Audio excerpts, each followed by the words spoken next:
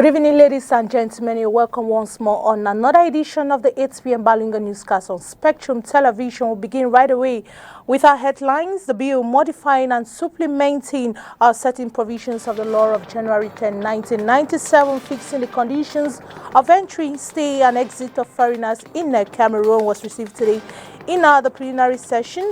Effects according to the explanatory memorandum will bring reforms in management of visas for foreigners and also Cameroonians in the diaspora. We shall be also talking about sport, where the 14th edition of the Women African Cup of Nations opens today, with Cameroon set to take on Morocco on Sunday. What will be the stake? Let's find out in this report. You're welcome once more on the 8 p.m. Bilingue newscast on Spectrum Television. We'll begin in the French language with you, Oriane. Good evening. Bonsoir Catherine Koné, mesdames et messieurs, bonsoir et bienvenue au journal. L'Assemblée nationale, le projet de loi modifiant et complétant certaines dispositions de la loi du 10 janvier 1997 fixant les conditions d'entrée, de séjour et de sortie des étrangers au Cameroun a été reçu en plénière ce jour au Parlement. Un texte selon l'exposé des motifs qui apportera des réformes, notamment dans la gestion des visas pour les étrangers et autres Camerounais de la diaspora. Olivier Bouzike pour les détails. C'est le dernier texte sur lequel le Parlement va se pencher pour le compte de la deuxième session ordinaire de cette année législative. Reçu en conférence des présidents ce samedi matin, le projet de loi modifiant et complétant certaines dispositions de la loi du 10 janvier 1997 fixant les conditions d'entrée, de séjour et de sortie des étrangers au Cameroun a été jugé recevable par les présidents. Pour cause, cette modification apportera des innovations dans le processus de délivrance du visa par les missions diplomatiques ou les postes consulaires du Cameroun, ce qui revêt un enjeu majeur sur plusieurs plans. Sur le plan sécuritaire, la mise en place de cette nouvelle technologie permettra de centraliser et de protéger les données enregistrées par la plateforme numérique qui sera créée. Contrôler le flux des entrées et des sorties sur le territoire pour la diaspora et les étrangers désireux de séjourner dans le pays. Cette réforme répond à une des nombreuses préoccupations, notamment liées aux distances à parcourir et aux files d'attente dans les ambassades. Et puis, en matière de finances publiques, les recettes de l'État seront mieux sécurisées car le paiement des prestations se fera désormais en ligne sur une plateforme dont le suivi permettra une gestion transparente de ces recettes. En outre, la mise en œuvre de cette réforme pourra faciliter les voyages à destination du Cameroun, permettra également d'arrimer notre pays aux standards internationaux en la matière en rehaussant la qualité de ses services. Le texte a été communiqué en plénière et transféré à la Commission des lois constitutionnelles pour examen. Il sera défendu par le ministre des Relations extérieures au cours des discussions générales prévues le 4 juillet à l'hémicycle. Parlons transport à présent, train express, la reprise à 1 an. La relance a été célébrée hier 1er juillet 2022 par un voyage Douala-Yaoundé-Douala avec à son bord, outre les passagers, les journalistes. Après environ 5 ans sans service de voyage, cela est effectif aujourd'hui et 1 an après la mise en service, la compagnie entend améliorer la qualité de service pour un train de qualité également en termes de confort et de sécurité. Je vous propose à présent d'écouter Claude Missen-Tonnet, le directeur des transports, est au micro de Juillet. Depuis 1 an, le train express a effectué un peu plus de 720 voyages ou dessertes, exactement 726. Et nous avons transporté un peu plus de 151 000 passagers en 1 an. Nous pouvons, pour cela, remercier nos passagers de la classe premium, qui est la classe la plus prisée, notamment par les voyageurs des gares intermédiaires, c'est-à-dire ceux qui descendent dans les gares de DA, de Sondo, de Makat, des Eka et de Ngoumou, qui emportent le boulot. Les passagers de la première classe étant généralement ceux qui prennent le train dans ce que nous appelons le bout en bout, c'est-à-dire ceux qui partent de Douala pour Yaoundé ou de Yaoundé pour Douala directement. Voilà un peu les chiffres qu'on peut avancer concernant le volume de passagers transportés. On est situé à un taux de remplissage d'environ 40% pour un début. Effectivement, il y a un peu une petite morosité, mais nous travaillons pour que ce taux-là soit amélioré et que le train soit un peu plus plein qu'il ne l'est maintenant. Alors, la célébration du train express est placée sous le signe de la relance effective de l'activité, car comme vous le savez, on a passé près de 5 ans, on n'avait pas un service voyageur de qualité entre Douala et Yaoundé. Aujourd'hui, c'est effectif et ça fait 1 an.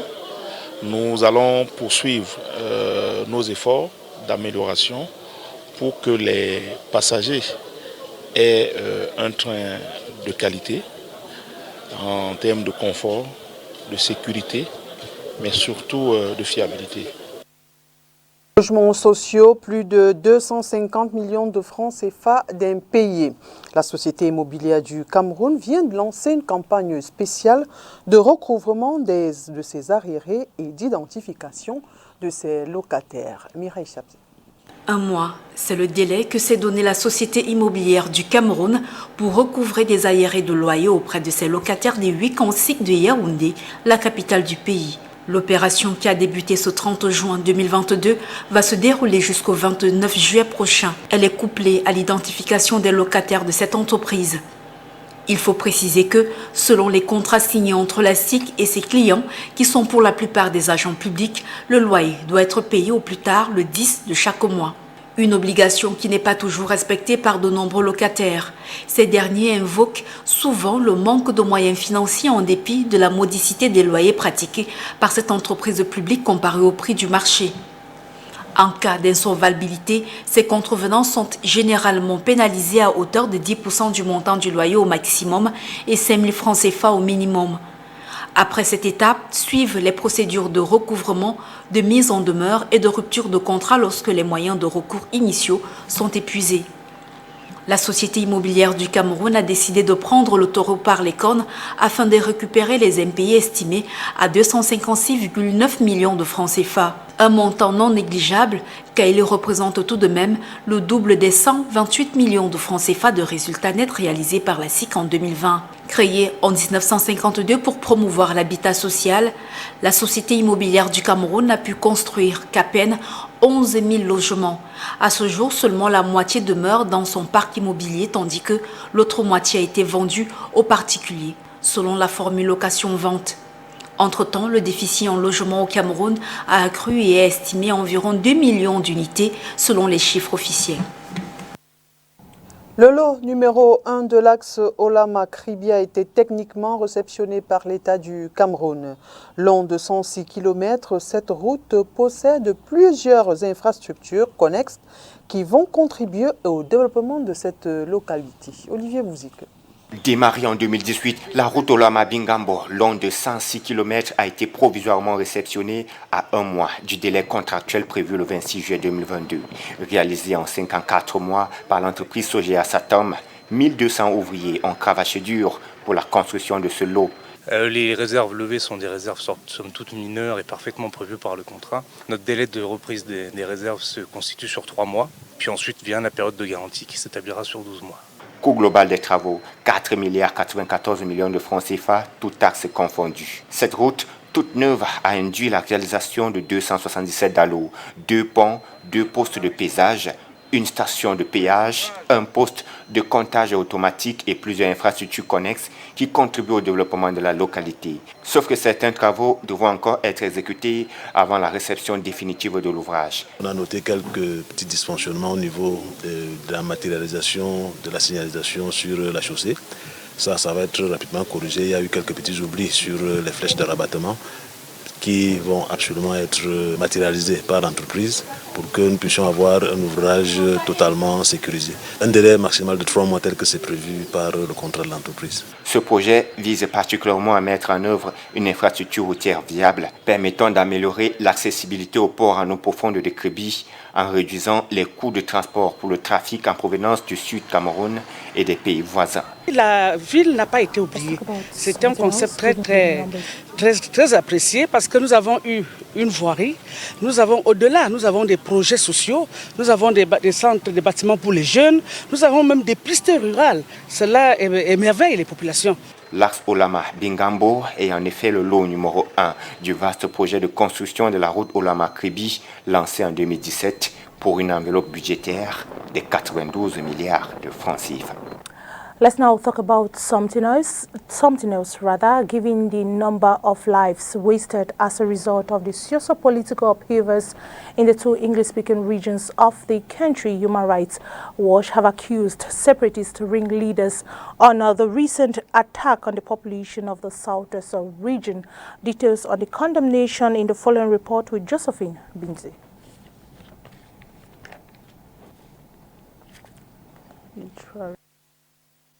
According to a report published by Human Rights Watch, since January 2022, armed separatist fighters have killed at least 7 people, injured 6, sexually assaulted a girl, and committed other serious human rights violations. Part of these stems from the recent attack in Akwaya in Manu Division, southwest region of Cameroon. The blood-soaked incident claimed the lives of at least 30 civilians dating 24 and 25th of June respectively. With armed separatist groups regularly attacking schools teaching the French language, kidnapping or killing civil servants who they accuse of collaborating with the current regime are parts of the atrocities. More to this, Human Rights Watch brings to remembrance 2019 when some 850,000 children were deprived of school in the 2 English-speaking regions.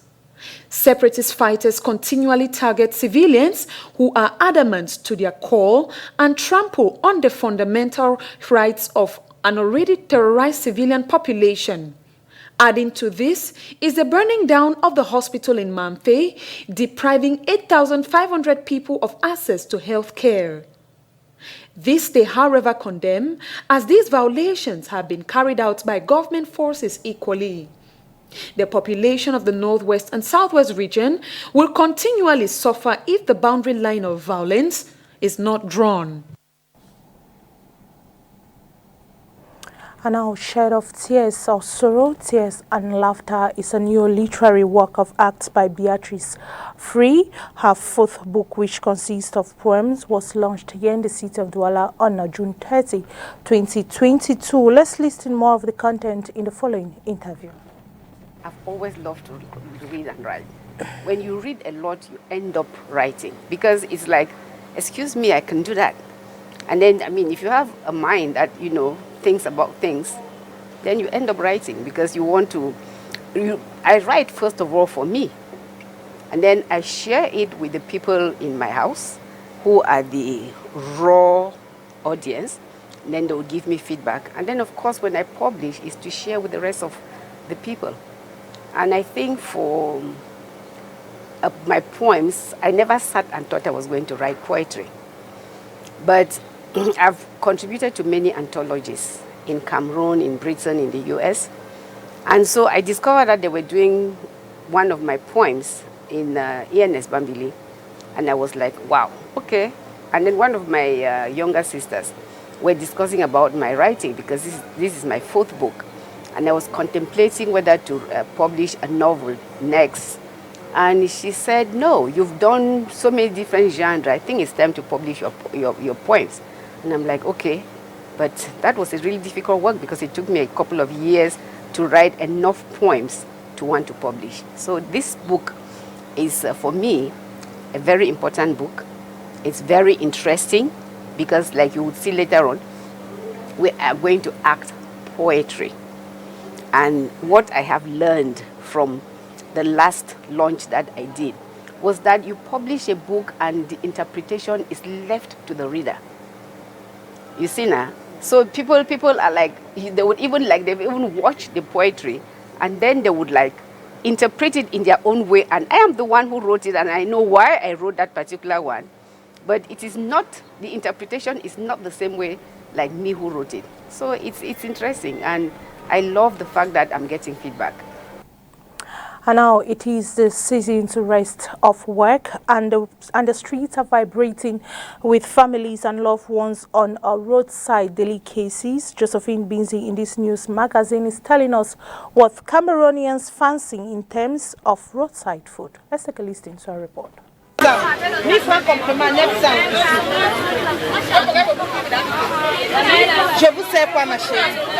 Sweet and tasty are the streets of Cameroon.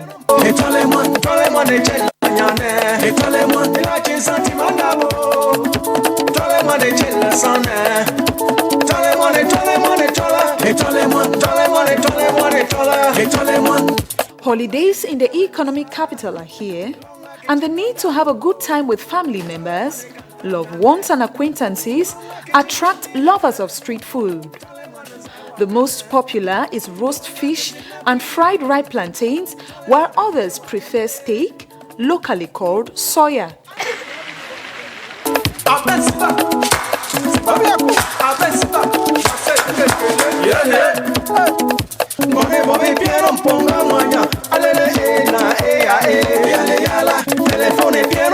While many of these roadside delicacies can prompt an automatic request to buy, many consumers hardly watch out for the sanitary state of what they consume. It is also a season for corn, and roast corn is very much consumed here in the economic capital this season.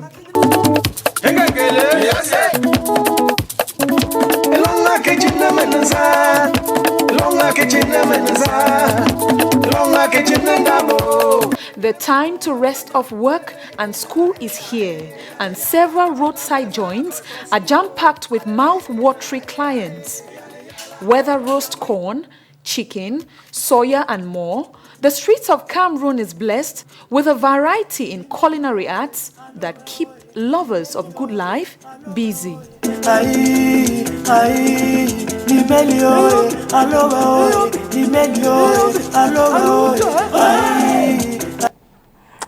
Before getting to our international page, let's take this note with you, Oriane Donke. Absolument, Catherine connaît, le père des Lions Indomptables est mort.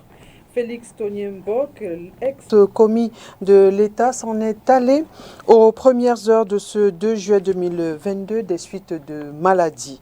On le savait, malade depuis quelques années, il s'en va à l'âge de 87 ans. Nous allons à l'étranger. Definitely. We now take on to our international page with the VOA.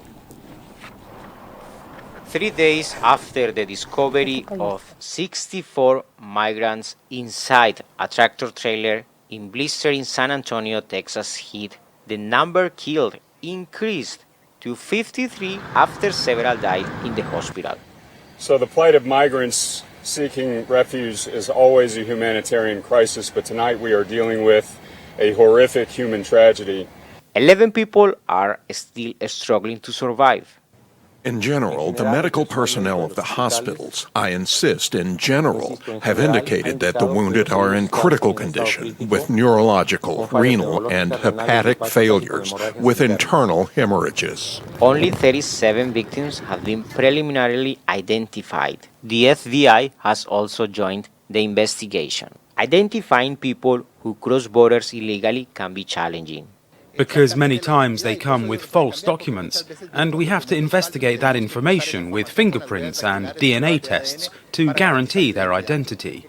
Meanwhile, the community of San Antonio mourned the 40 men and 13 women who lost their life. Many community members left flowers at a makeshift altar and prayed for the victims. I came here to give my respects. These people came here because they want to work and get ahead in life, make a new life here. 3 people are in custody in connection with the abandonment of the truck. Authorities said the alleged driver had been high on methamphetamine when he was caught nearby posing as a migrant. Texas Governor Greg Abbott blamed President Joe Biden and his policies for the tragedy. Now, going back, many of these deaths could be prevented if Biden simply fully funded the Border Patrol operation of the United States of America and implemented the policies that the Border Patrol needs in order to do their real job. The White House said a recent crackdown has resulted in more than 2,400 human trafficking-related arrests in the past 3 months. According to the Department of Homeland Security, the San Antonio tragedy was the deadliest migrant smuggling attempt ever in the United States. Jaime Moreno, VOA News, San Antonio, Texas.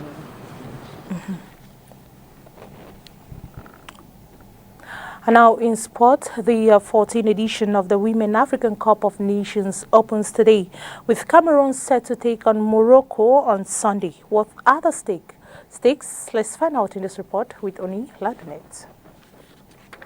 Morocco and Burkina Faso will play the curtain raiser of the 14th edition of the Women Africa Cup of Nations on Saturday, June 2nd at 8:30 p.m. The competition, which will run for 3 weeks, has 12 nations battling for the crown and a chance to the World Cup in 2023. The indomitable Lionesses of Cameroon will kickstart their campaign on Sunday when they clash with the Consafa Queens, Zambia. The girls of Gabriel Zabo, who are determined to lift their very first title, are expected to start off strong against this 1995 quarterfinalists, who have shown over the years that they are no easy nuts to crack. Cameroon and Zambia have met 4 times with both sharing spoils, that is 2 wins and 2 losses each.